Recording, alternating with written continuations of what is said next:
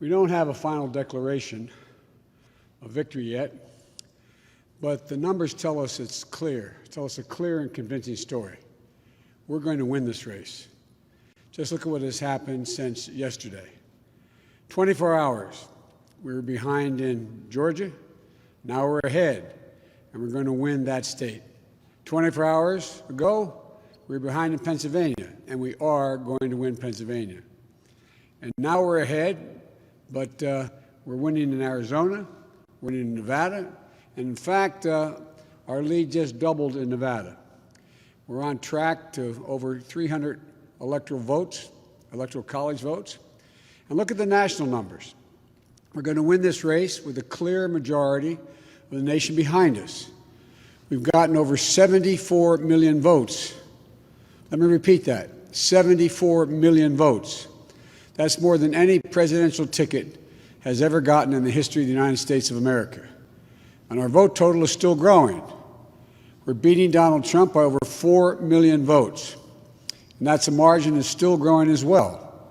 One of the things I'm especially proud of is how well we've done across America. And we're going to be the first Democrat to win in Arizona in 24 years. We're going to be the first Democrat to win Georgia in 28 years. And we've rebuilt the blue wall in the middle of the country that crumbled just 4 years ago. Pennsylvania, Michigan, Wisconsin, the heartland of this nation. I know watching these vote tallies on TV moves very slow, and as slow as it goes, it can be numbing. But never forget, the tallies aren't just numbers. They represent votes and voters, men and women who exercise their fundamental right to have their voice heard. And what's becoming clear each hour is that record number of Americans of all races, faiths, religions chose change over more of the same. They've given us a mandate for action on COVID, the economy, climate change, systemic racism. They made it clear they want the country to come together, not continue to pull apart. The people spoke, more than 74 million Americans, and they spoke loudly for our ticket. But while we're waiting for the final results, I want people to know we're not waiting to get the work done and start the process. Yesterday, Senator Harris and I held meetings with groups of experts on public health and the economic crisis this country is facing. The pandemic, as you also know, is getting more worrisome all across the country. Daily cases are skyrocketing, and it's now believed that we could see as many as 200,000 cases in a single day. The death toll is approaching 240,000 lives lost to this virus. That's 240,000 empty chairs, kitchen tables, and dining room tables all across America. We'll never be able to measure all that pain and the loss, the suffering that so many families have experienced. We know something about what it feels like to lose someone. And I want them to know they're not alone. Our hearts break with you.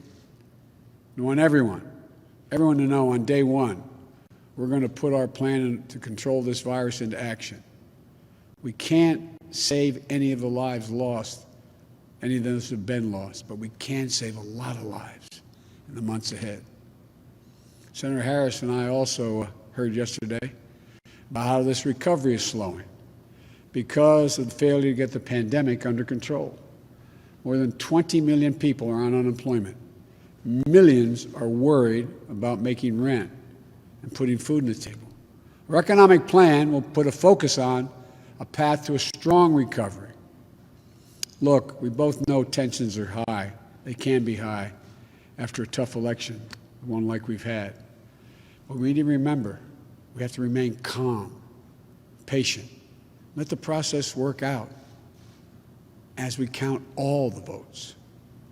You know, we're proving again what we've proved for 244 years in this country. Democracy works. Your vote will be counted. I don't care how hard people try to stop it. I will not let it happen. The people will be heard. Our journey is toward a more perfect union, and it keeps moving on. In America, We hold strong views. We have strong disagreements, and that's okay. Strong disagreements are inevitable in a democracy, and strong disagreements are healthy. They're a sign of a vigorous debate, of deeply held views. But we have to remember, the purpose of our politics isn't total, unrelenting, unending warfare. No, the purpose of our politics, the work of the nation, isn't to fan the flames of conflict, but to solve problems, to guarantee justice, to give everybody a fair shot, and to improve the lives of our people. We may be opponents, but we're not enemies. We're Americans. And no matter who you voted for, I'm certain of one thing. The vast majority of almost 150 million Americans who voted, they want to get the vitriol out of our politics. We're certainly not going to agree on a lot of issues, but at least we can agree to be civil with one another.